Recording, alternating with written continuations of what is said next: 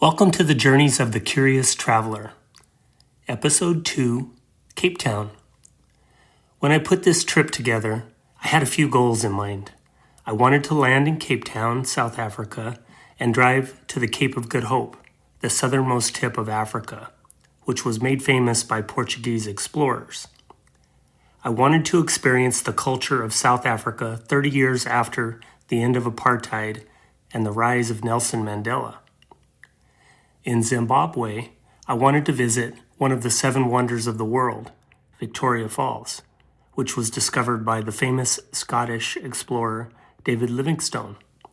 And sprinkled in between South Africa and Zimbabwe, a safari in the African bush. With all of my trips, I like to experience the local history, culture, and religion. When you hear this sound, it means I am taking a deeper dive into one of those subjects.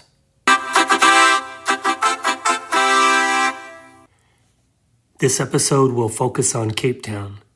It was truly a trip of a lifetime and captured my imagination and stirred me to my core. As the conductor announces before leaving the train station,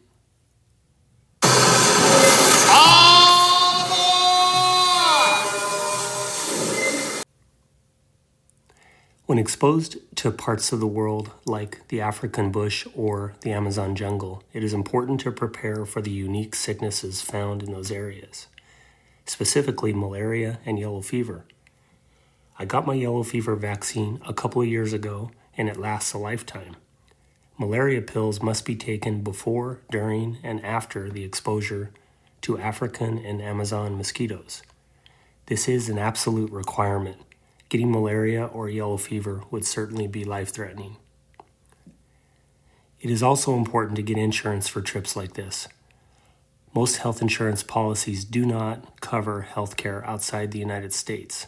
It is important to work with tour companies that have resources to help their customers in case of emergencies.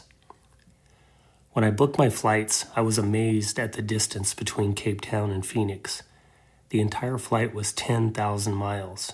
In comparison, a flight from Phoenix to Egypt is only 7,400 miles. A flight from Phoenix to China is only 6,500 miles. A flight and a boat trip from Phoenix all the way to the South Pole is only 8,500 miles. So 10,000 miles to Cape Town is a long way. As I departed from Phoenix, I would have a short layover in Newark, New Jersey, then off to Cape Town. The 2 flights had me in the air for over 20 hours. I arrived at the Cape Town International Airport on the afternoon of February 23, 2025. It was summer in the southern hemisphere of Africa. My airport transfer driver was also my tour guide. His name was Etnie, and he is known as an ethnic Afrikaner.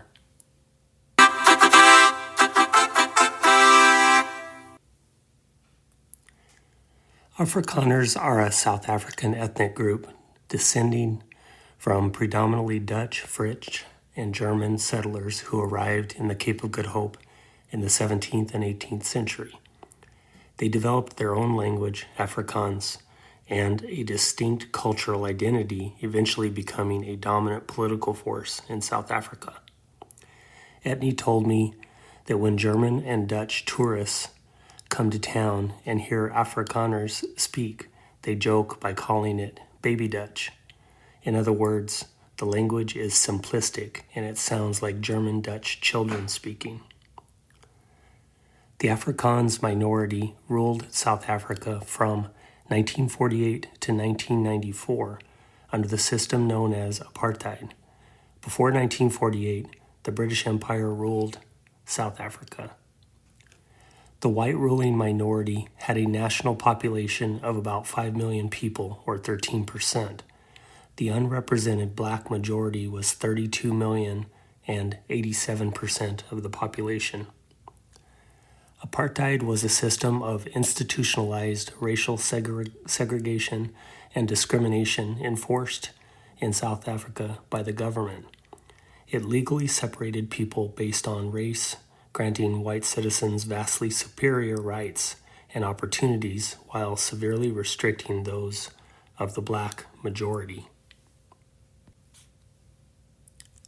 After checking into my hotel on the waterfront for 3 nights in Cape Town, I had time to go out and explore for a few hours. It was just a half a mile from my hotel, and I saw Table Mountain. Table Mountain was voted one of the 7 wonders of nature, with its unique flat-topped shape and stunning views of the waterfront. It is often mysteriously covered with fog. The waterfront was a fun, active place for tourists and locals. Lots of shopping, food, and entertainment. After my exploration, I found my way back to the hotel and settled in for my first night in Cape Town, ready for the next day of exploration down to the Cape of Good Hope. The next day, Edney picked me up at the hotel, and I was going to be driving with him all day. First, we headed down to the Cape of Good Hope, but later we visited the penguin colony on the coast. As we drove, I asked him 100 questions about what it was like during the 1990s when Nelson Mandela got out of prison and South Africa transitioned from a white minority apartheid government to a democracy controlled by the black majority. He told me he was very thankful for Nelson Mandela. There was a real fear that the transition to a black majority was going to turn violent towards the Afrikaners. He said there were paramilitary groups guarding various neighborhoods ready for the violence. He said it was through the wisdom and graciousness of Mandela that none of those worst-case scenarios developed. Mandela tried to make the transition fair for both black and white, which, depending on your point of view, was magnanimous by him. Many felt it was time for revenge. Mandela always stayed above the understandable tendency. Edney lamented how he wished Mandela was a younger man when he got out of prison. He said, "We needed him for longer than he was in office." He said subsequent South African presidents have not been as magnanimous or inclusive with the white minority. He said government positions or military positions are not based on merit, but instead based on a government initiative called BEE, Black Economic Empowerment. The purpose of B is to systematically fix the inequalities of the past. Edney comes from a military family background. His brother and father were both in the military. Once the ANC, African National Congress Party, took over the government, white bureaucrats and military leadership were phased out. As an American who has seen unfair treatment towards minority groups who haven't been treated fair in the past and the present, I am also sensitive to seeing it play out in South Africa. But it is also difficult for an outsider to understand what the black majority went through during their 50 years of apartheid. I would hope at some point government coalitions would form that are more based on inclusion and merit. For all of America's faults and continuing efforts to form a more perfect union, we have often risen above race when it comes to military and politics. We have had people who belong to minority race groups rise to the top of our military and political hierarchy. As Edney and I continued to talk, we encountered my first of many strange animal occurrences in Africa. As we were making our way to the Cape of Good Hope, a pack of baboons were in the road. I would say there were 10 to 15 of them. They were not shy and have been known to damage cars and sometimes go inside stores and restaurants and be disruptive. They kind of act like they own the place. It was interesting to see the social hierarchy of a group of baboons known as a troop. There was an elderly male that followed far behind the group. Edney explained that he was a former alpha of the group, but he is older now and just keeping his distance to not cause any conflict and enjoy his retirement. Continuing on our way to the Cape of Good Hope, I had the pleasure to drive on one of the most famous and scenic roads in the world, Chapman's Peak Drive. It is one of the most spectacular marine drives in the world. It often ranks in the top 5 or top 10 most scenic roads in the world. Chapman's Peak Drive is affectionately known as Chappies and is a must for anyone who is passionate about majestic, beautiful scenery with sheer drops to the sea below and towering mountains rising above. It shows the beauty of the Atlantic Ocean and the very rugged nature of South African coastline on its way towards the meeting of the oceans, the Indian Ocean and the Atlantic Ocean. So why is the Cape of Good Hope so important to history?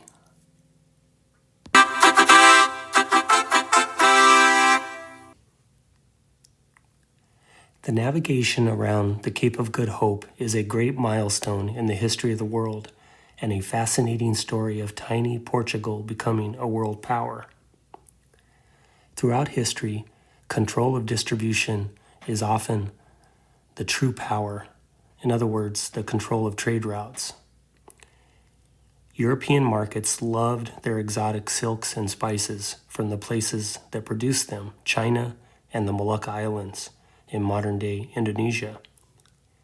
When the Islamic Turks of the Ottoman Empire conquered Constantinople in 1453, the last vestige of the old Roman Empire was gone. The land trade route for spices and silks were disrupted and often shut down. It was known as the Silk Road. Towards the end of the 1400s, two Iberian Peninsula siblings, Portugal and Spain, were starting to feel their oats as the reconquista of lands for Christianity versus the Muslims was just concluding, with the Christians finally taking charge of the entire Iberian Peninsula in 1492. So Portugal and Spain were looking for ways to set up new trade distribution of spices and silk by bypassing the Ottomans who controlled the Silk Road in between Europe and the Far East. Spain's novel idea was to sail west and establish trade with China and the Moluccas. What no one in Europe or Asia knew was that a new world was in between that trade route. So Spain utterly failed in their effort to set up a new trade route for spices and silks. But their consolation prize was finding the new world and all its riches. Portugal, on the other hand, decided to explore and search for a trade route by sailing around the tip of Africa, where in 1488 Bartholomew Diaz sailed around the Cape of Good Hope from the Atlantic Ocean to the Indian Ocean. He initially named the tip of Africa as the Cape of Storms, which is far more realistic because the navigations were extremely difficult to round the Cape, but it was eventually rebranded as the Cape of Good Hope.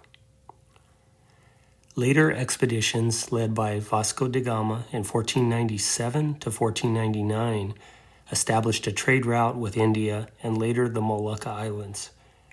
Portugal set up a series of forts along the coast of Africa that allowed them exclusive control of those trade routes for spices and silks.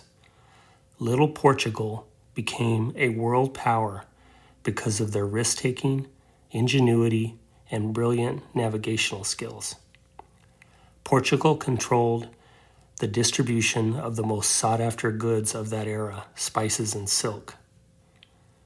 An analogy for today would be the cartel's control of distribution of the most sought-after goods of our era, fentanyl and cocaine.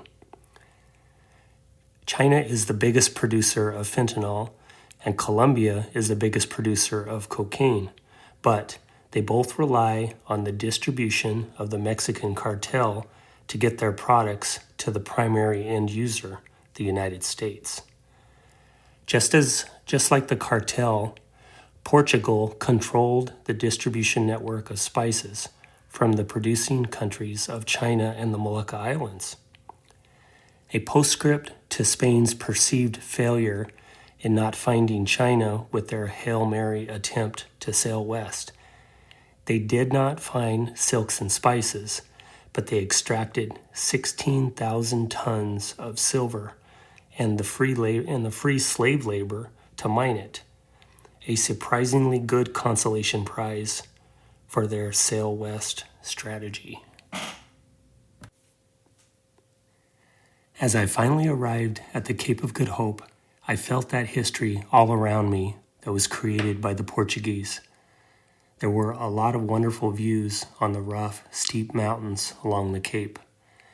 Etne also found a coastal marker left by Bartholomew Diaz, and it was later made into a cool monument that commemorated the Portuguese navigation around the Cape of Good Hope in 1488. It is world history that few appreciate today, but at the time it was the biggest discovery and the biggest news in the world. It was a time when tiny Portugal was on top of the world, or maybe a better description would be that Portugal was on top of navigating the world. It was the age of discovery. After leaving the Cape of Good Hope, we headed to Boulder Beach. Before my trip to Africa, I had no idea there was a penguin colony in South Africa. I thought penguins were only in colder climates in the southern hemisphere. But this colony at Boulder Beach, the penguins like to sun on the beach instead of the snow and the cold. The colony today has a small amount of just 25,000 penguins. In the 1800s, this colony was over 4 million in size. The primary reason for the drastic drop in the population has been due to the scarcity of food for the penguins caused by humans overfishing the area. There have been some recent legal victories for the penguins prohibiting commercial fishing near their colonies. After the drive down to the Cape of Good Hope and the Boulder Beach penguin colony, my long day of driving, sightseeing, and talking politics with Etne was over. He dropped me off at the waterfront hotel for my second night in Cape Town. Day 3 in Cape Town got off to a disappointing start. This was going to be my day dedicated to Nelson Mandela. I had a ferry boat ride taking me out to the prison known as Robben Island, where Mandela spent 28 years of his life. The prison is about 8 miles off the coast and a 30-minute ferry ride.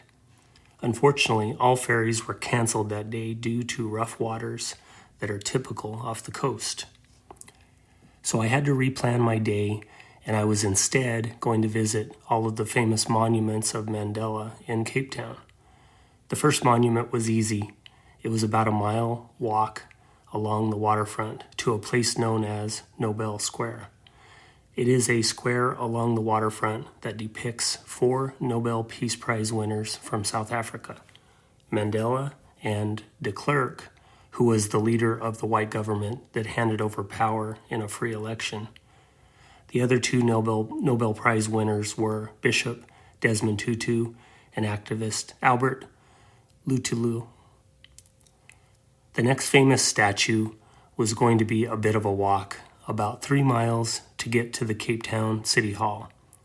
This was the place where Mandela gave his first speech after his release from prison. It was a bit of an adventure to walk to downtown Cape Town, but I love that sort of thing to really experience a new city instead of taking a car. It was nice to see the statue where he gave his speech on the balcony of City Hall. After getting back to my hotel at the waterfront, I enjoyed some local entertainment during that last afternoon in Cape Town. Next time on The Journeys of the Curious Traveler, I pick up the story as I fly from Cape Town to the African bush with no idea what to expect as I go on a 3-day safari. Thank you for listening.